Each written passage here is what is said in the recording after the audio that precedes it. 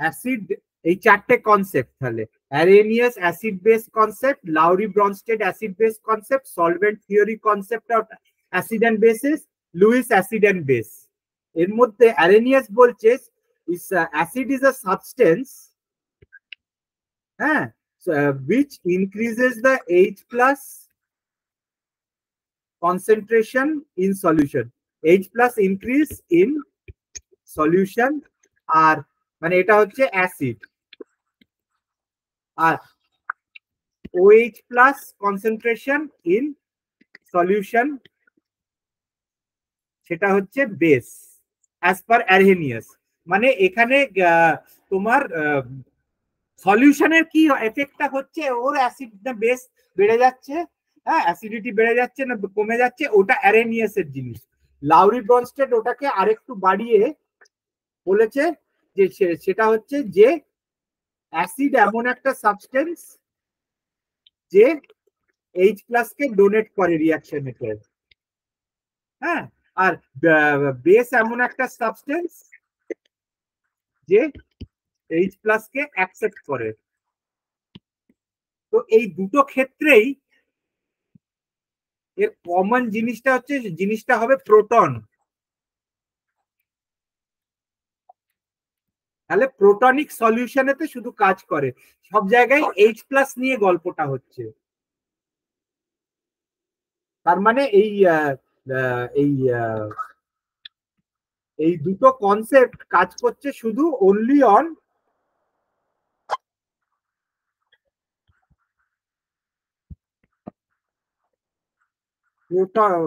প্রোটিক solution বা প্রোটনিক solution, on প্রোটনিক cases solution.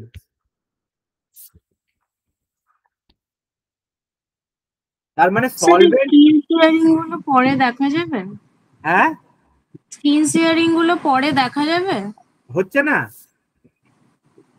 সেই skin sharing গুলো পরে দেখা যাবে। হ্যাঁ এখন কি দেখা যাচ্ছে না? এখন দেখা যাচ্ছে, মানে পরে যদি কোনো রকম মানে ভুলে গেলাম সেই জন্য বলছি, পরে দেখা যাবে তো? রেকর্ডিংটা থাকবে তো? ঠিক আছে স্যার। রেকর্ডিংটা তো দিয়ে দিয়েছি, আগের দিনের দেখ রেকর্ডিং পোস্ট করে দিয়েছি ক্লাসের। হ্যাঁ স্যার দেখেছি। হ্যাঁ এটাও পোস্ট করে দেবো, অলরেডি একটু লেট স্টার্ট করেছি, বকুনির পার্টটা আমি রেকর্ড করিনি, হ্যাঁ। তো তারপরে আবার এই যখন এই অ্যারেনিয়াসের এই চারটে জিনিস লিখে দিয়েছে ওইটা হয়নি, কিন্তু তারপরে এইটা রয়েছে, সবই তো রেকর্ডেড থাকে আমার, পাঠিয়ে দিই স্টুডেন্টদের জন্য। আচ্ছা, এই জিনিসটা শুধু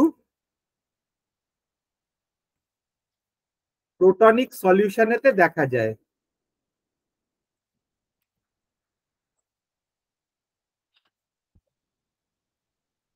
অনলি যেখানে H প্লাস এর ইনভলভমেন্ট রয়েছে, কিন্তু যাদের H প্লাস নেই, এবারে সলভেন্ট থিওরিটা কি করছে,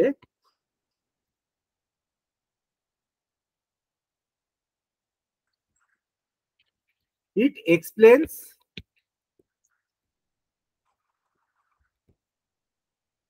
the concept of acid and base,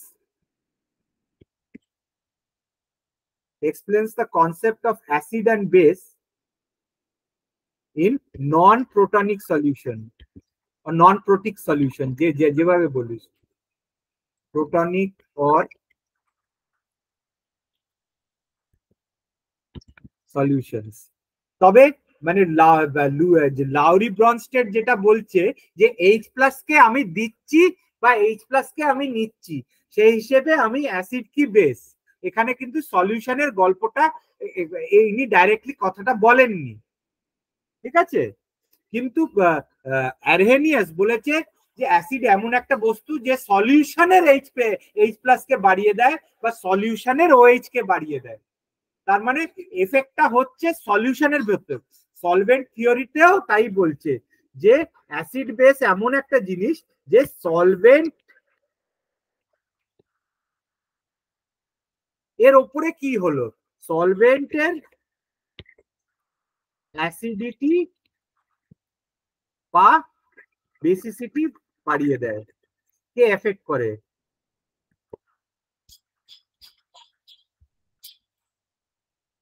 সলভেন্টের acidity or basicity is affected.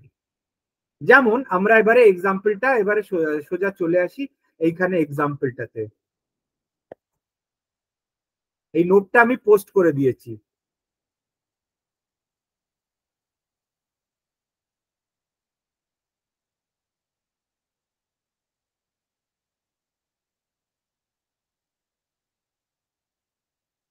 যেরকম এই রিয়াকশনটা,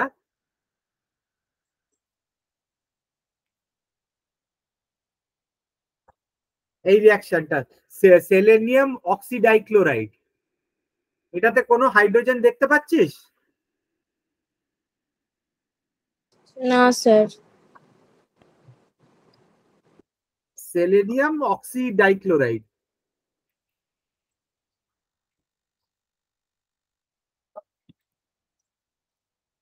এইখানে দুটো মলিকিউল, এটা একটা লিকুইড ফর্মেতে, এইটাকে এইভাবেও লেখা যায় ACOCl plus plus ACOCl3 minus. তার মানে এইটা হয়ে যাচ্ছে অ্যাসিড আর এটা হয়ে যাচ্ছে বেস। ঠিক আছে, বুঝতে পারলি? যেরকম জল, দুটো মলিকিউল অফ ওয়াটার, এটাও কাজ করে। ওইটা হয়ে যাচ্ছে, এইটা হয়ে যাচ্ছে অ্যাসিড,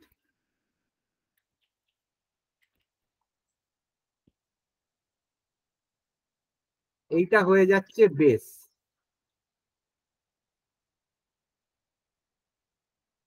ঠিক আছে, বুঝতে পারছিস? হ্যালো, কেটে গেল নাকি? হ্যালো, শুনতে না পাচ্ছিস? স্যার। হ্যাঁ স্যার, স্যার একটু কাটা কাটা আসছে ভয়েসটা। ভয়েসটা কাটা কাটা আসছে আমার।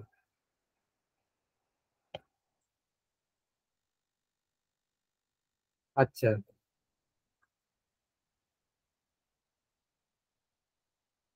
এবারে হ্যাঁ স্যার, ঠিক আছে। আমি পাখাটা নেবাই, ওপরে পাখা চলছে। হ্যাঁ, আচ্ছা, এবারে ঠিক আসছে। আচ্ছা, হ্যাঁ এই স্যার, দেখতে পাচ্ছি। এই রিয়াকশনটা দেখ, এটা হচ্ছে একটা H2, এবারে দেখতে পাচ্ছিস? হ্যাঁ স্যার। এই রিয়াকশনটা হচ্ছে একটা দুটো H2O মলিকিউল, এইটাকে তুমি H3O প্লাস করে লিখতে পারো আর OH মাইনাস করতে লিখতে পারো। এইটা হচ্ছে H3O প্লাস, এটা হচ্ছে OH মাইনাস। তাহলে এইটা হয়ে যাচ্ছে অ্যাসিড, কেন প্রোটন H প্লাস, আর এটা হচ্ছে OH। সেইভাবে তুমি অ্যামোনিয়াকেও তুমি অটো, এগুলোকে বলা হয়, প্রিন্সিপালটা হচ্ছে অটো আয়োনাইজেশন।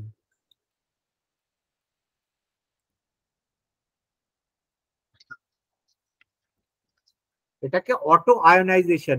এই যে অ্যামোনিয়া বা H2O, এরা নিজে নিজেই আয়োনাইজ করে যাচ্ছে, ক্যাটায়ন অ্যানায়ন। ক্যাটায়ন হচ্ছে প্লাস চার্জ থাকে, অ্যানায়ন হচ্ছে মাইনাস চার্জ থাকে।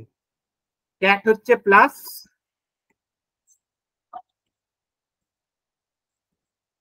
প্লাস চার্জ থাকে, অ্যানায়ন হচ্ছে minus. Zn2 plus. Sir pure ওয়াটারে কিছু কিছু মলিকিউলস আছে যেটা অ্যাক্ট করে বেসে, আর কিছু কিছু আছে যেটা অ্যাক্ট করে অ্যাসিডে। হ্যাঁ, সেটা তো এটা তুমি তো একেবারে তুমি এই কথাটা তুমি তো অ্যারেনিয়াসের মধ্যে চলে গেলে যে তোমার সলিউশনের ভেতরে কিছু একটা কিছু দিলে, হ্যাঁ, মানে কিছু একটা বাইরে থেকে H প্লাস বা কিছু একটা দিলে সেই জলের ওই সলিউশনের অ্যাসিডিটি কি বেসিসিটি এফেক্ট করে, এটাই বলছিস তো? হ্যাঁ স্যার। কিন্তু এমনি তো পিওর ওয়াটারেতে কিচ্ছু থাকে না, no solute, only it is solvent. যখন তুমি কিছু দাও তখন কিছু একটা হচ্ছে, সেগুলো আমরা আগের দিন পড়েছি। কিন্তু এই আমি যে কনসেপ্টটা বলছি, এটা হচ্ছে অটো আয়োনাইজেশন, মানে নিজে নিজেই জলকেই অ্যাটাক করছে, বুঝতে পারলে? তাতে তোমার কিছু হচ্ছে না, জিনিসটা এতই ফাস্ট হচ্ছে যতগুলো এইখান থেকে এই আসছে ততক্ষণে এতগুলো এই হয়ে যাচ্ছে। তো বেসিক ব্যাপারটা একই ইকুইলিব্রিয়ামে থাকছে রিয়াকশনটা অলওয়েজ। তো H2O লিকুইড আছে, H2O লিকুইড আছে, এই দুটো অ্যাড করলে কি হয় H3O plus OH minus, H3O প্লাসটা অ্যাসিড, OH মাইনাসটা বেস। এবারে তোর প্রশ্নটা কি ছিল বল?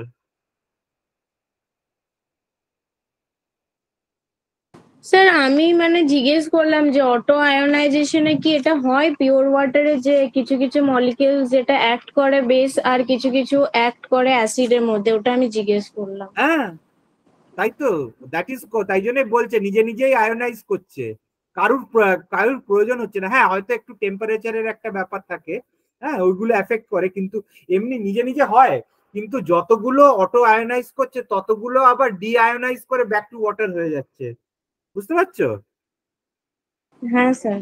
অ্যাট দ্য সেম টাইম 10টা এদিকে অটো আয়োনাইজ হচ্ছে, 10টা আবার ডি আয়োনাইজ হয়ে যাচ্ছে।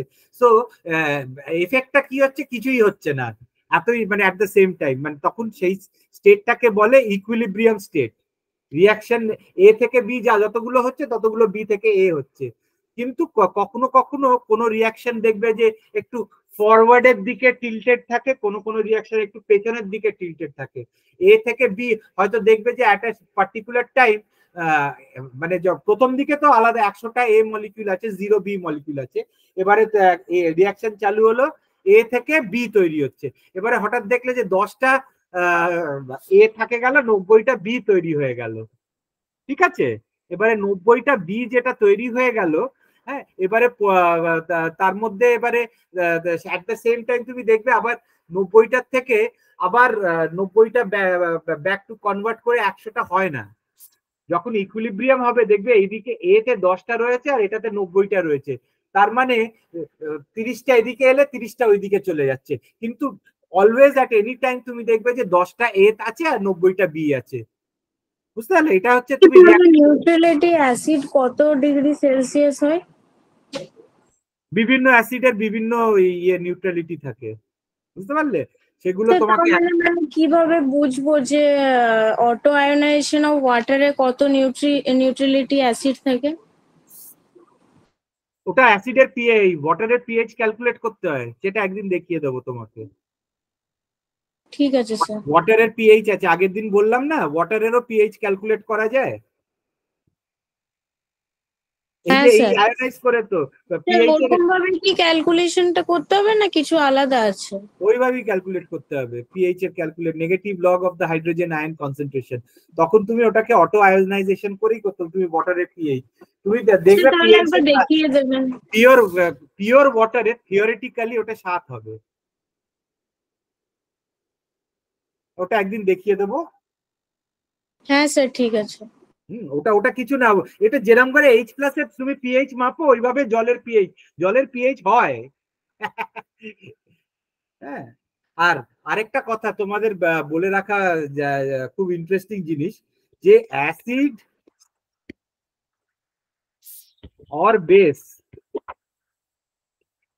in the absence of solution তার কোনো মানে নেই, no meaning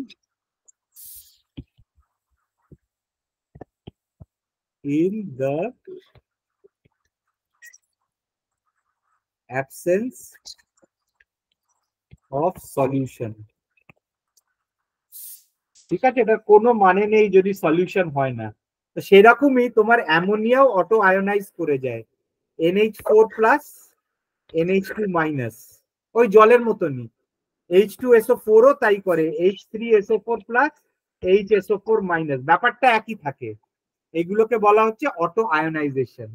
তো সলভেন্ট কনসেপ্টেতে যেটা হচ্ছে, ইনস্টেড এই হাইড্রোজেনের গল্পটা বাদ দিয়ে দিচ্ছে, although solvent concept also accounts for হাইড্রোজেনেরও ব্যাপারটা এটাও এর মধ্যে রয়েছে, কিন্তু তার সঙ্গে তুমি যদি কোনো হাইড্রোজেন ছাড়াও তোমার কম্পাউন্ড থাকে, যেরকম এদিকে ব্রোমিন ট্রাইফ্লোরাইড, হ্যাঁ এইটাকে তুমি ভাগ করে এইটাকে তুমি বলছো অ্যাসিড,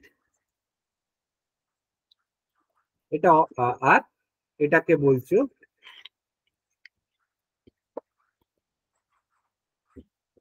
বেস। ক্লিয়ার? তাকে বলে solution concept of acid basis, solvent concept of solvent theory of acid base? Yes, sir. ঠিক আছে, তোমাদের মাইনারে এর থেকে বেশি লেখার কোনো প্রয়োজন নেই। আচ্ছা, আরেকটা জিনিস যেটা তোমাদের এখানে আমি লিখিনি, সেটা হচ্ছে Lewis acid base concept. Lux Flood concept আর লাক্স ফুড রিঅ্যাকশন এগুলো কি লাগবে? হ্যাঁ হ্যাঁ, ওগুলো পরে পড়াবো, ঠিক আছে। সব পড়তে হবে। সবই তো বেসিক্যালি ওটা পুরো চ্যাপ্টারটাই হচ্ছে অ্যাসিড আর বেস নিয়ে। হ্যাঁ, লুইস অ্যাসিড কি হচ্ছে, এইচ প্লাস OH মাইনাস এইগুলোকে ছেড়ে loss of electron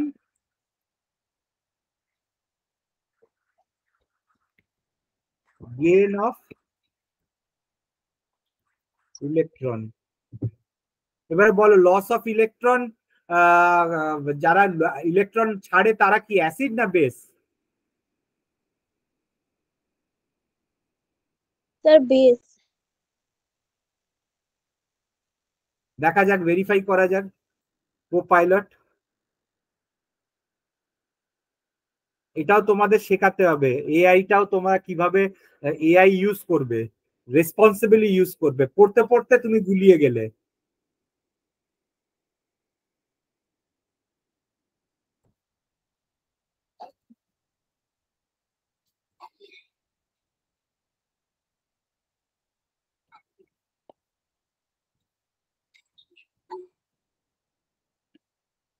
sir acid তো একসেপ্ট করছে পেয়ার অফ ইলেকট্রনটা। ঠিকই তো, এই তো Lewis concept of acid and base. ঠিক বলেছো। আমি এই ছবিটা তোমাদের বের করার চেষ্টা করছি, ইন্টারনেটটা খুব ডিস্টার্ব করছে আমার। কালকেই ঠিক করালাম।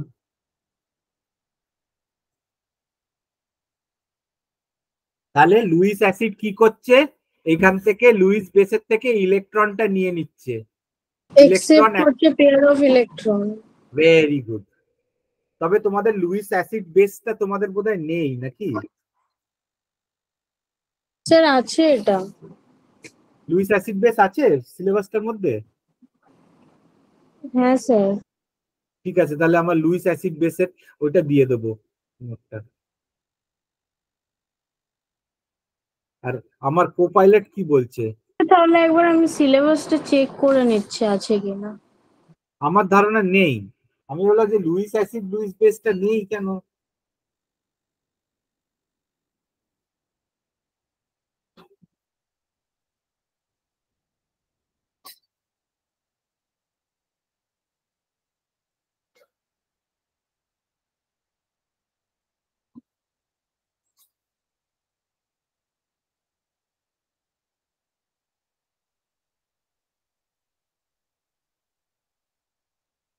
আমি ধারণা, আমি যেটা এদের পড়াচ্ছি লুইসটা আমি দেখিনি।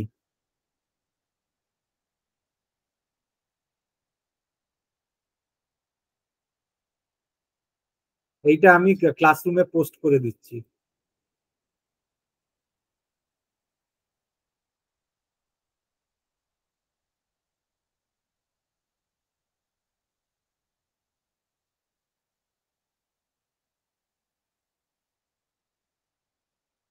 না স্যার নেই।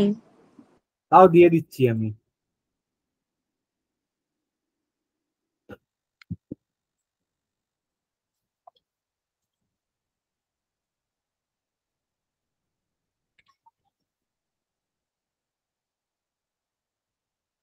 এইটা এখানে থাকবে, টাইম মতন পড়ে নিতে হবে। লুইস অ্যাসিড লুইস বেস তোমরা পড়ে নেবে টাইম মতন এখান থেকে। তাহলে লুইস অ্যাসিড হচ্ছে কি, ইট কন্টেন্স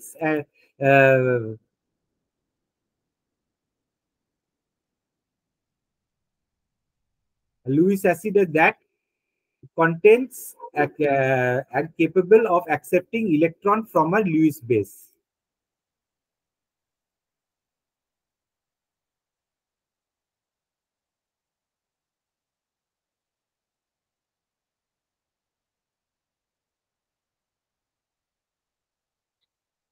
ঠিক আছে, যাই হোক, এবারে আমরা নেক্সট পার্টটাতে যাই।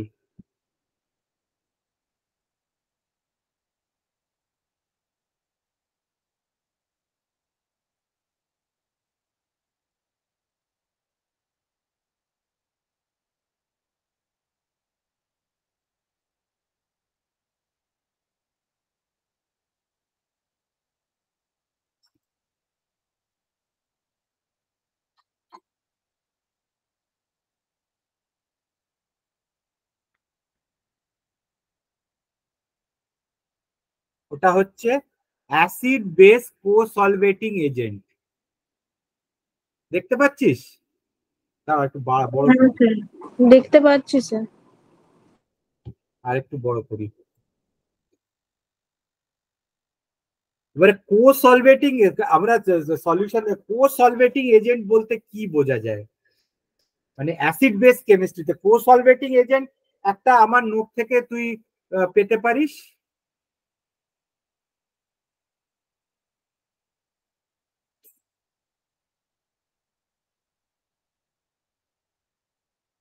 যে একটা সলিউশনেতে যেখানে water is the primary solvent, জলের মধ্যে তুমি কিছু একটা ওষুধ গুলছো। আমরা যখন এই কাজটা খুব, আমি কেমবায়োটেকে কাজ করতাম ফার্মাসিউটিক্যাল ইন্ডাস্ট্রিতে, ড্রাগ যখন টেস্ট করতে হতো, সেই ড্রাগ কম্পাউন্ডটা সিনথেসাইজ করতাম আমরা কেমিস্ট্রি ল্যাবেতে গিয়ে, তারপরে আমাদের বায়োলজিক্যাল ল্যাবেতে এসে সেই কম্পাউন্ডটাকে আমরা গুলতে হতো। নয়তো সেই যদি তুমি কিছুতে না কম্পাউন্ডটাকে গুলতে না পারো, হ্যাঁ, তাহলে সেটা তুমি কি করে, তুমি একটা সেল কালচার বা একটা ইনজেকশন এর মধ্যে কি করে দিতে পারো। হ্যাঁ, পাউডারটা হয়ে গেলেও তোমাকে পাউডারটাকে এমন একটা জিনিস দিয়ে, যে ট্যাবলেট গুলো বানাবে, তুমি যে কোনো একটা ট্যাবলেট দেখবে ওই ওখানে সোডিয়াম সল্ট, ক্যালসিয়াম সল্ট, দেখবে একটা কিছু বা ইয়ে ম্যাগনেসিয়াম সল্ট, তুমি যে কোনো ওষুধের ট্যাবলেটের দেখবে কাভারেতে ওই ওষুধটার নাম, তার পাশেই একটা সল্ট, এনএ বা সিএল বা এমজি এরকম কিছু থাকে। তো ওইটা হচ্ছে ওইটাকে প্রেসিপিটেট করার জন্য, ওটাকে একটা ট্যাবলেট বানানোর জন্য। সেরকমই একটা কম্পাউন্ড তুমি পিওর সিনথেসাইজ করলে সেটাকে তোমাকে গুলতে হবে।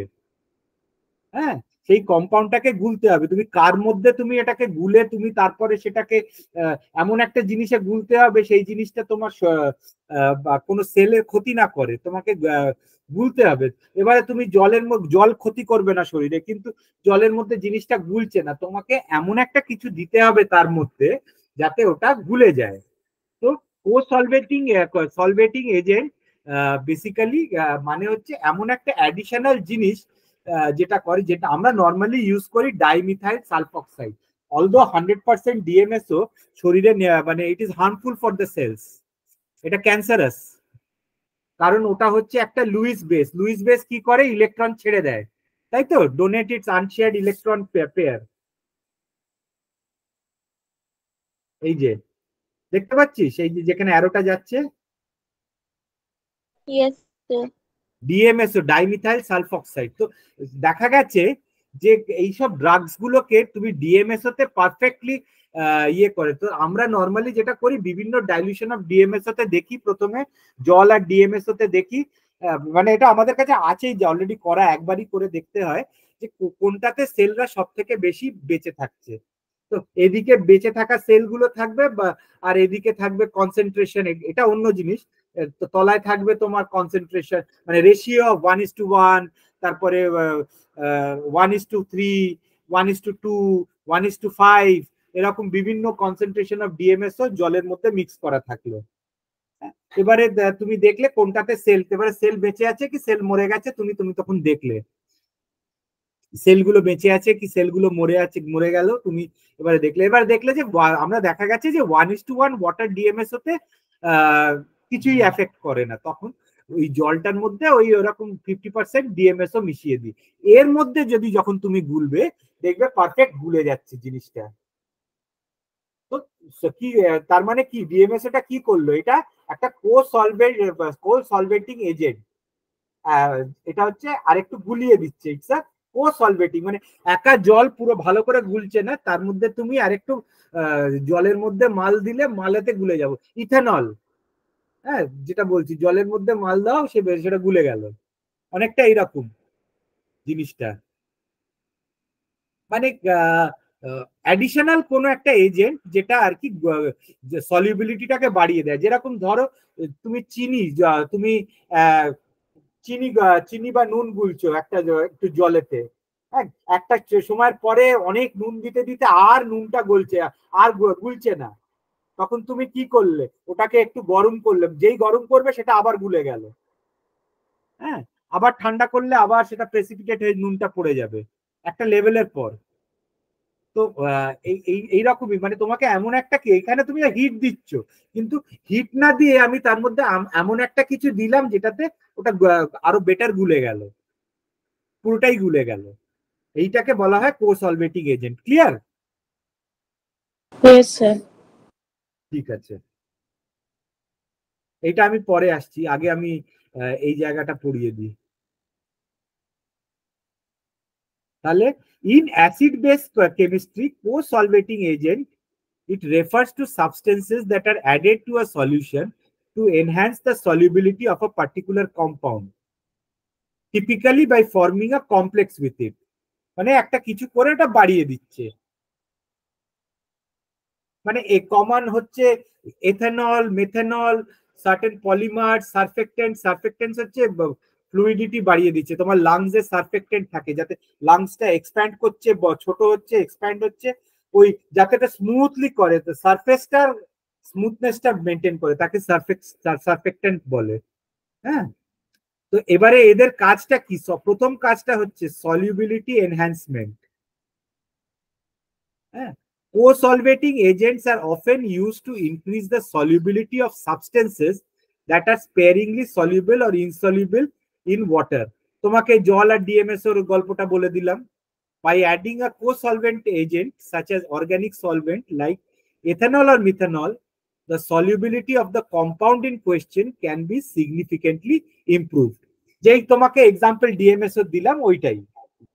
সেকেন্ড কাজটা, এটা খুব ইম্পর্টেন্ট, এটা তোমাদের নিউট্রিশনেতে সব থেকে ইম্পর্টেন্ট, আর ইনফ্যাক্ট আমি এইটারই এক্সাম্পল তোমাদের পড়তে বলবো বেশি করে। হ্যাঁ, সেটা হচ্ছে বাফারের গল্প। হ্যাঁ, এই অ্যাসিড বেস রিয়াকশনেতে মেনটেনিং, ধরো একটা রিয়াকশন তুমি বায়োকেমিস্ট্রিতে তুমি একটা রিয়াকশন করছো, গ্লাইকোলাইসিস, গ্লুকোজ থেকে গ্লুকোজ 6 ফসফেট, তোমাকে একটা কার মধ্যে টিউবে করছো এই রিয়াকশনটা, এনজাইম দিলে, গ্লুকোজ দিলে, এবার গ্লুকোজ 6 ফসফেট ফসফেটের একটা অ্যাসিড টেস্ট করলে।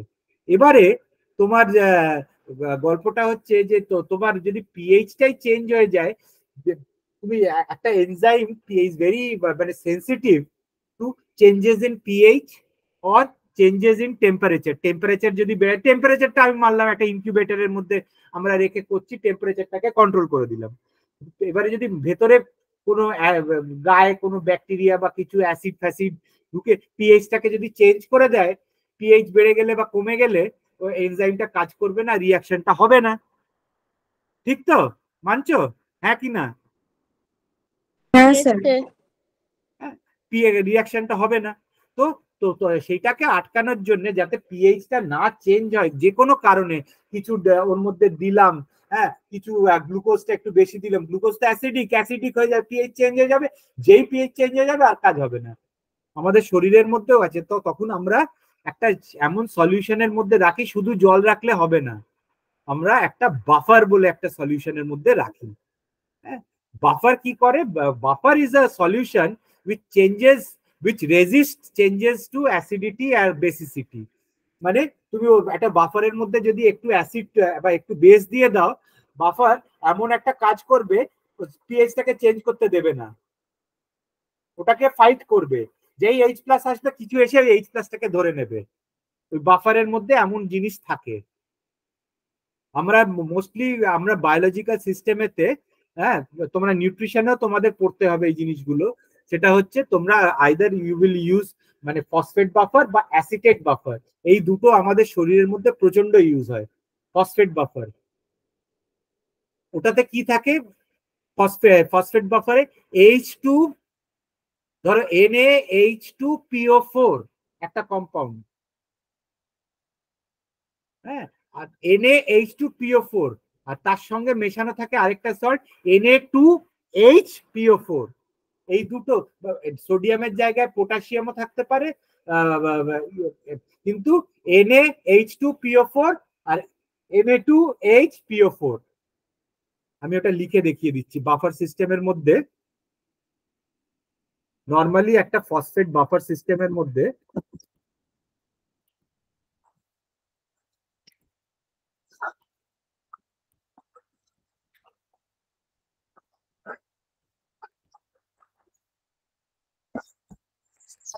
ফসফেট বাফারের মধ্যে রয়েছে, ধরো Na2HPO4, তার সঙ্গে থাকবে NaH2PO4। এন এর জায়গায় তোমার এখানে পটাশিয়ামও থাকতে পারে। এই দুটোকে মিক্স করা হয় উইথ অ্যাসিড বেস, মানে সলিউশনের মধ্যে, হ্যাঁ, একটা জল দিয়ে, তারপরে অ্যাসিড কি বেস দিয়ে একটা pH is adjusted। এটা অ্যারাউন্ড 7.2 থেকে 7.4 এতর মধ্যে পিএইচটাকে রাখার চেষ্টা করে।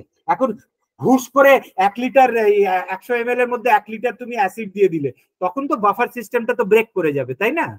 কিন্তু ধরো একটুখানি এক ফোঁটা অ্যাসিড পড়ে গেল বা এক ফোঁটা বেস পড়ে গেল, এ কিন্তু ওটাকে পিএইচটাকে এরই মধ্যে রেখে দেবে। মানে এরা কি করবে, এরা ফাইট করবে। সেরকম তোমার আরেকটা বাফার সিস্টেম রয়েছে, তাকে বলা হয়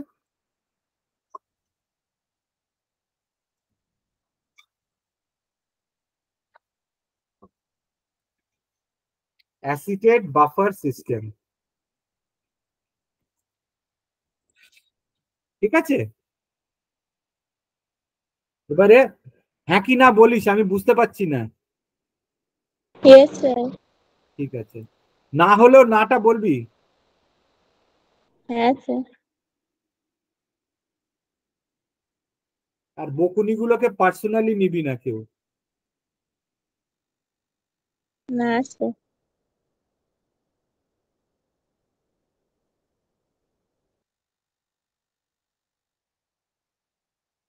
আমি কোথায় যেন এক্সাম্পলটা দিয়েছি, এই যে, হ্যাঁ এই যে, এটা দেখতে পাচ্ছিস?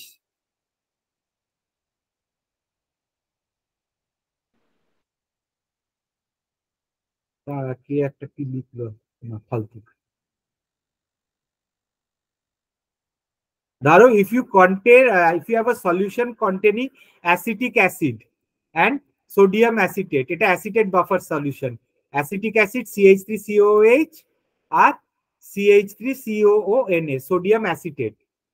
তোমার এখানে দুটো জিনিস রয়েছে, অ্যাসিটিক অ্যাসিড, হ্যাঁ, আর the solution is at a specific pH 4.7।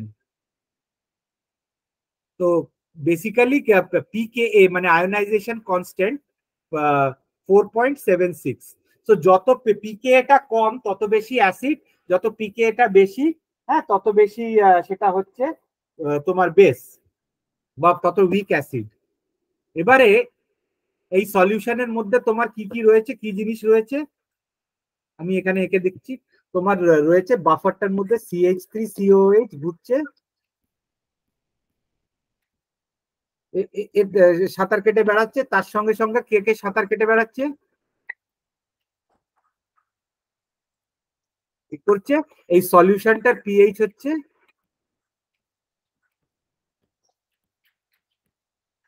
কত বললো, 4.76, রাফলি এটা পিকে ভ্যালু। এবারে এর মধ্যে আমি একটু এক ফোঁটা HCl দিলাম।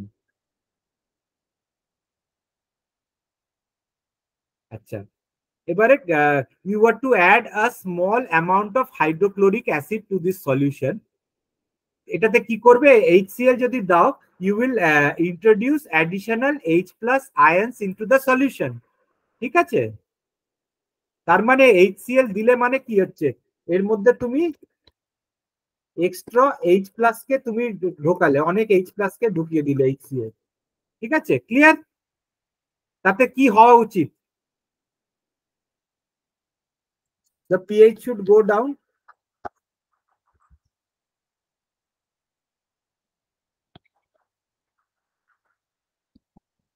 but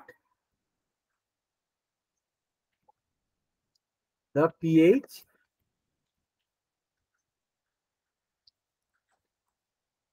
does not go down.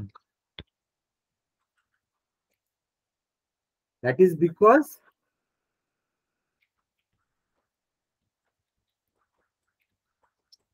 the acetate buffer system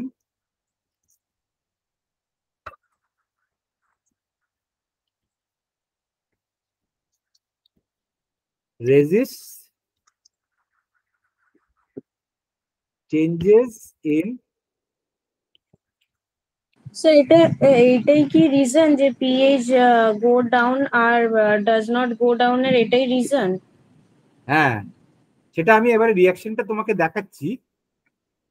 এটা আমি লিখে রাখছি যাতে পরে যখন ভিডিওটা দেখবো যে কি বলছি তখন মনে থাকবে।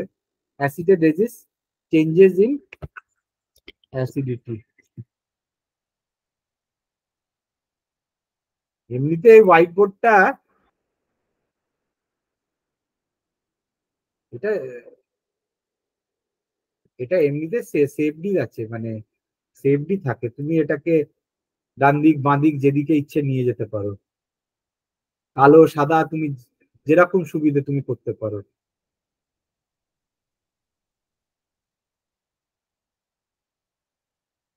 আচ্ছা, এই যে এবারে কি করবে, এই this H plus ions would react with the acetate ions to form acetic acid।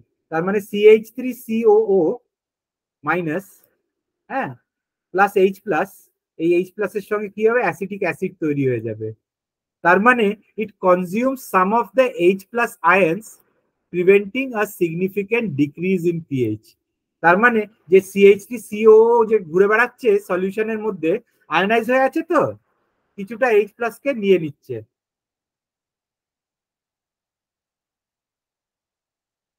তার মানে ধরো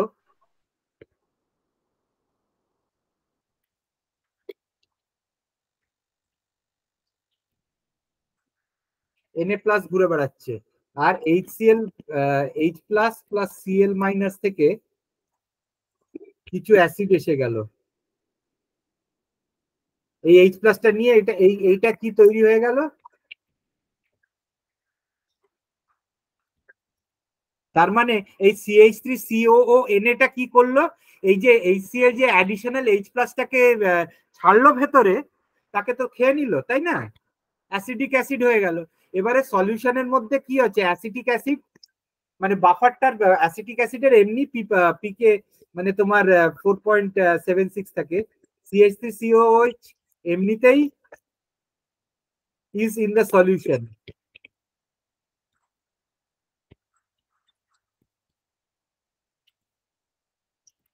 ঠিক আছে, CH3COH এমনিতেই ইজ ইন দ্য সলিউশন।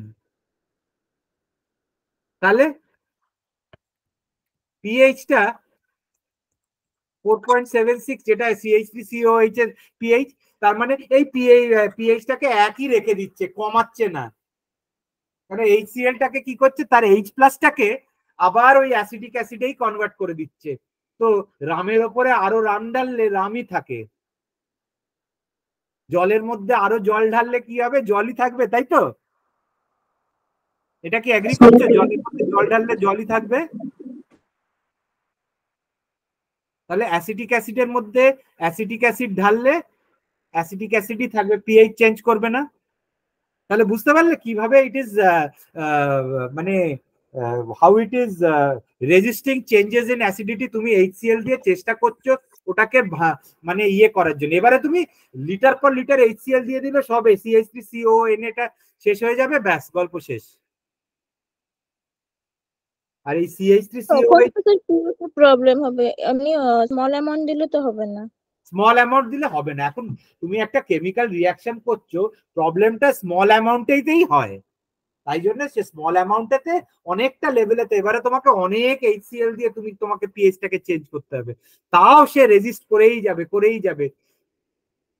হ্যাঁ, হয়তো 4.76 থেকে তুমি 4 এতে যাবে, এবারে ওর মধ্যে আবার ছোট্ট কিছু দিলে সেই 4 এর কাছাকাছি ঘোরাঘুরি করবে। This is the buffer system. এই বাফার সিস্টেমটা রাখাটা খুব ইম্পর্টেন্ট। অনেক রকম বাফার আছে, ট্রিস হাইড্রোক্লোরাইড বাফার আছে,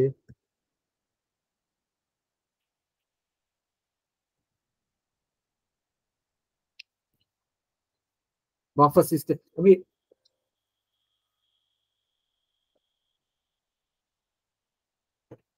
এখানে লিখছি ভালো করে নামগুলো। ট্রিস HCl আছে,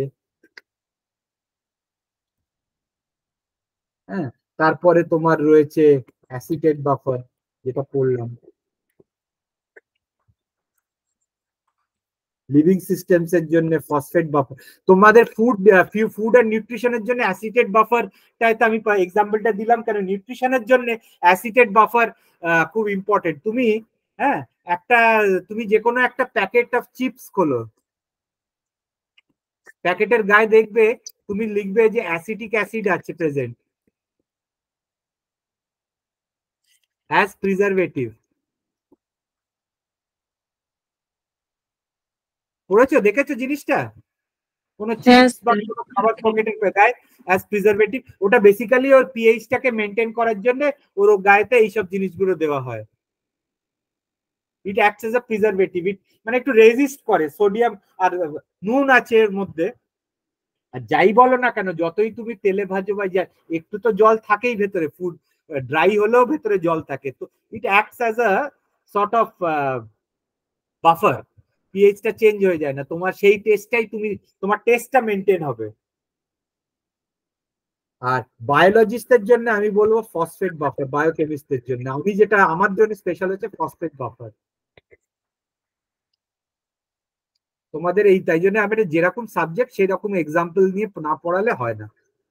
মানে আমি আমাদের জুওলজি স্টুডেন্টদের ফসফেট বাফার এক্সাম্পলটা করলাম, তোমাদের এই অ্যাসিটেট বাফার এক্সাম্পলটা বোঝালাম। আচ্ছা, আরো আরো অনেক রকম বাফার রয়েছে, কার্বনেট বাফার।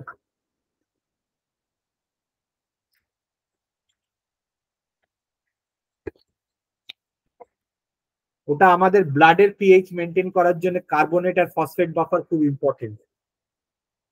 কার্বন ডাই অক্সাইডটাকে আমাদের এই H+ গুলো শরীরের মধ্যে যে কার্বন ডাই অক্সাইডটা তৈরি হচ্ছে, এই এই সোডিয়াম বাইকার্বনেট কার্বনেট এই বাফারটা এটা কি করছে, ক্যাপচার করে নিচ্ছে হাইড্রোজেন আয়নকে, ক্যাপচার করে নিচ্ছে অ্যাসিডিটিটাকে, সেই HCO3টা ব্লাডে করে লাংসে এসে কার্বন ডাই অক্সাইডটাকে ছেড়ে দিচ্ছে, আর তুমি নিঃশ্বাসটা বের করছো, কার্বন ডাই অক্সাইড বেরিয়ে যাচ্ছে। হ্যাঁ, তো মানে ফ্রম দ্য পার্সপেক্টিভ মানে অফ আ বায়োলজিস্ট বা তুমি নিউট্রিশন মানে ডায়েটোলজিস্ট বা nutrition specialist, biochemistry and chemistry জানাটা খুব ইম্পর্টেন্ট, মানে আমাকে ওই জন্যই জানতে হয়েছে সবকিছু। আচ্ছা আচ্ছা, এইটা হয়ে গেল পিএইচ রেজিস্ট্যান্স। এইখানে ছোট্ট করে এইটা দিয়ে দিয়েছি এক্সাম্পল। তাহলে মোটামুটি এবারে কিভাবে হয় কো সলভেটিং এজেন্টসদের এই ব্যাপারটা আমরা দেখে নিই।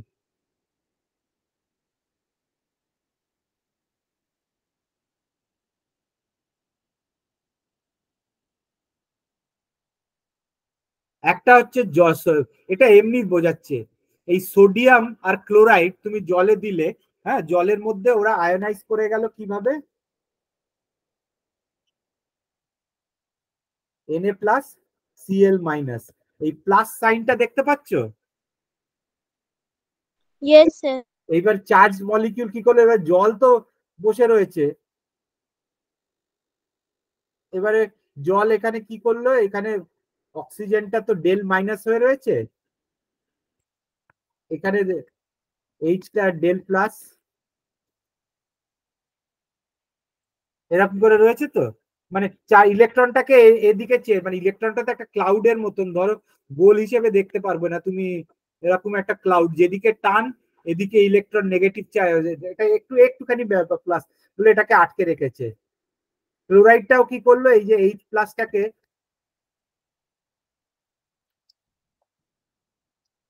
ধরে রেখেছে ডেল মাইনাস করে। এইভাবে জিনিসটা গুলে থাকে চার্জ, এটাকে বলা হয় চার্জ ডাইপোল। চার্জ বা ডাইপোল, ডাইপোল মানে কি, দুটো পোল তৈরি হয়ে যাচ্ছে, একদিকটা প্লাস আরেক দিকটা মাইনাস। তো এইগুলোকে পোলার সলভেন্টস বলে। পোলার সলভেন্টস মানে কি, একদিকে প্লাস হয়ে যায় একদিকে মাইনাস হয়ে যায়। হ্যাঁ, তো ওয়াটার ডাইপোল কেন, দুদিকে দুটো পোল তৈরি হয়ে যায়। হ্যাঁ, একদিকে হাইড্রোজেন প্লাস আরেকদিকে অক্সিজেন মাইনাস হয়।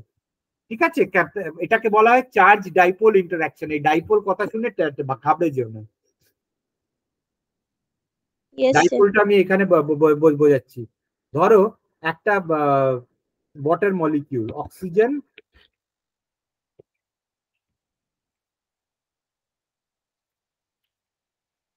এইটা ডেল প্লাস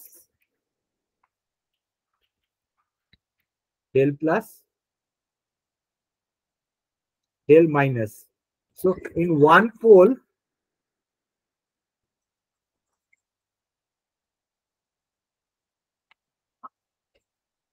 negative,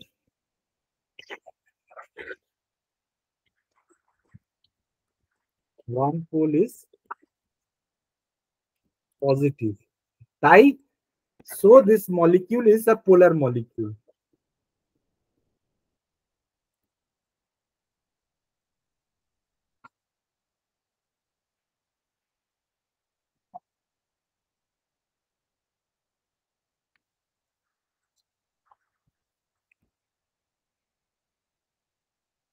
আর ডাইপোল কেন বলছে যে দুদিকে, একটা এদিকে একটা পোল, এদিকে একটা পোল, একদিকেও তোমার চলে যেতে পারে মাইনাস হয়ে, অক্সিজেনটা যদি থাকে এইদিকে মোর টুয়ার্ডস ইট নেগেটিভ ক্লাউডটা এদিকে চলে যেতে পারে, ইলেকট্রন ক্লাউড। ইলেকট্রনটাকে একটা ক্লাউড হিসেবে মনে করতে হয়। হ্যাঁ, Schrodinger's equation, Heisenberg uncertainty principle, এই সব কিছু মিলিয়ে মানে you cannot predict, you cannot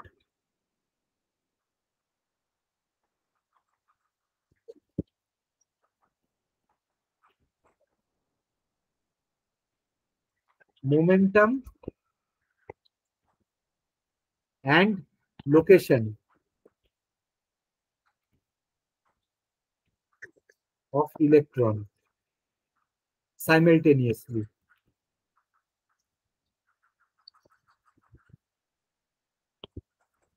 মানে তুমি মোমেন্টাম দেখতে গেলে তুমি লোকেশনটা পাবে না, লোকেশন সো বেসিক্যালি ইলেকট্রনটাকে একটা প্রবাবিলিটি, যে ইলেকট্রনটা এরকম একটা এখানে থাকতে পারে, একটা প্রবাবিলিটি কার্ভ মানেই হলে এইরকম একটা কার্ভ, এটা ক্লাউডের মতন।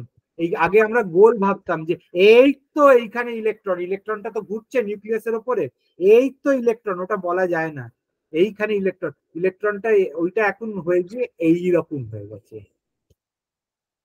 এবারে যতগুলো অরবিটাল মানে বিভিন্ন অরবিটাল মানে ছোট্ট অরবিট মানে একটা অরবিটে ঘুরছে, তার মধ্যে আবার ছোট ছোট অরবিটাল রয়েছে, অরবিটের ভেতরেও অরবিটাল রয়েছে, এক একটা হচ্ছে এক একটা এনার্জি স্টেট। একটা দেখবে এইরকম আছে, কোনোটাতে দেখবে যে আবার উপরের অরবিটালে এইরকম হবে, আরেকটা হচ্ছে আরেকটা ডাইমেনশনে এইভাবে চলে যাবে, আরেকটা আবার দেখবে অন্য ডাইমেনশনে এইভাবে চলে যাবে। হ্যাঁ, তো মানে বিভিন্ন অরবিটালেতে মানে ইলেকট্রনকে তুমি যে কোনো একটা জায়গায় পাবে, তো যত দূরের অরবিটালে বড় অরবিটালে যাবে, ধরো sp4, 3d4, 3d6, 3f6, এই যত উপরের দিকে যাবে তত ইলেকট্রনের পজিশনটা পাওয়া মুশকিল। হ্যাঁ, তত আনস্টেবল ইলেকট্রন, যত ভেতর দিকে তত ইজি। sp1, sp2, এই এই ছোট ছোট অরবিটালেতে খুব ইজি, বা শুধু এস সব থেকে ভালো। তোরা পড়েছিস তো অরবিট অরবিটাল? হ্যাঁ স্যার। ওই এই করে যেতে হতো না অরবিটাল দেখা, তারপরে পরে সেটা পরে একদিন তাহলে পড়িয়ে দেবো আমি, যদি মনে না থাকে। আচ্ছা, এইটা হচ্ছে চার্জ আয়ন। আরেকটা গল্প হচ্ছে হাইড্রোজেন বন্ডিং। এবারে হাইড্রোজেন বন্ডিংটা মানেটা কি?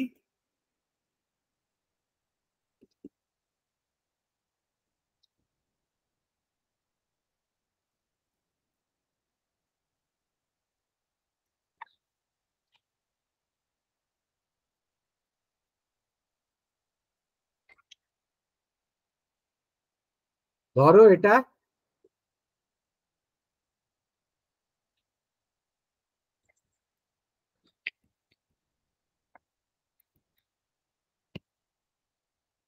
জল, কেন জল, এটা ডেল প্লাস, সরি,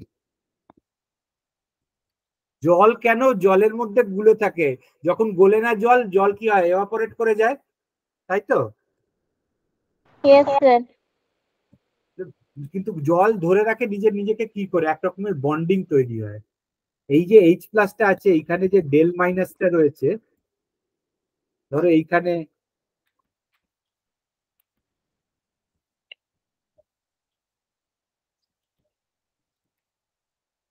এই দুটোর মলিকিউলটার মধ্যে this type of bond is known as hydrogen bond.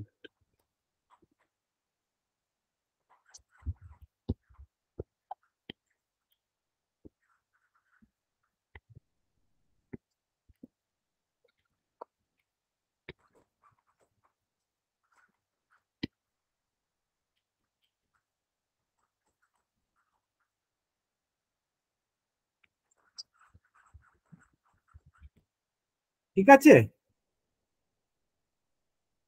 এই জায়গায়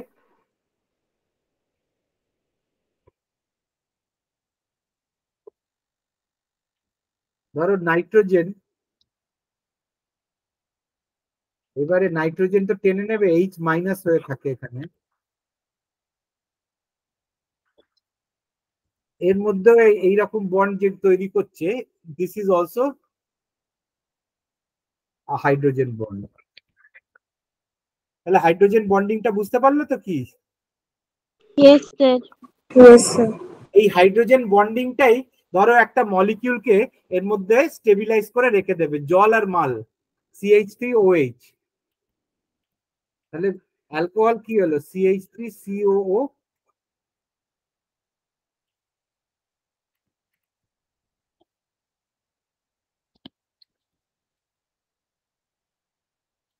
ও আর A প্লাস H+ তৈরি হয়ে গেল।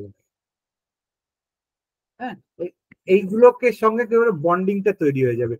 এখানে একটা ডেল মাইনাস হয়ে থাকবে, ডেল প্লাস ডেল মাইনাস হয়ে যাবে। তো এই ডেল মাইনাসটা একটা কোনো প্লাস হাইড্রোজেনের সঙ্গে তার ইয়ে, তাই জন্য ওয়াটার আর অ্যালকোহল খুব সুন্দর মিশে যায়, মিসিবিলিটি।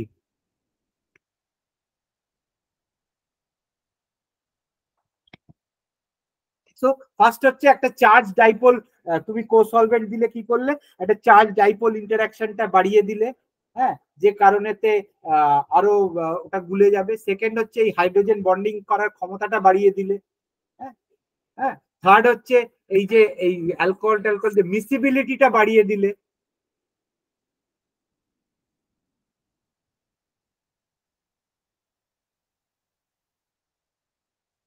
এগুলো এক্সাম্পল অফ দিয়েছি।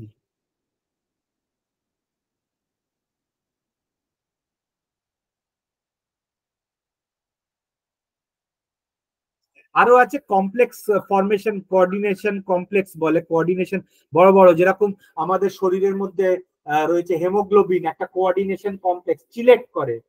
হ্যাঁ, মাঝখানে একটা আয়রনের সঙ্গে 4টে পরফাইরিং রিং, সরি গ্লোবুলিন রিং, আমাদের হেমোগ্লোবিন। প্লান্টের মধ্যে ক্লোরোফিল, হ্যাঁ, মাঝখানে একটা ম্যাগনেসিয়াম, তার সঙ্গে রয়েছে 4টে পরফাইরিং রিং। তো এগুলোতে কি হয়, আরো এই সলিউশনটা কোঅর্ডিনেশন কমপ্লেক্স কেমিস্ট্রিতেও ইউজ করা হয়, এগুলো কাজে লাগে। তারপরে সারফেক্টেন্ট পলিমারের জন্য এটা কাজে লাগে। তো বেসিক কাজটা হচ্ছে গুলিয়ে দিচ্ছে। প্রচুর কাজ আছে এই কোসলভেটিং এজেন্টের, অ্যাসিড বেসের। ঠিক আছে, তাহলে আজকে এইখানেই শেষ করা যাক।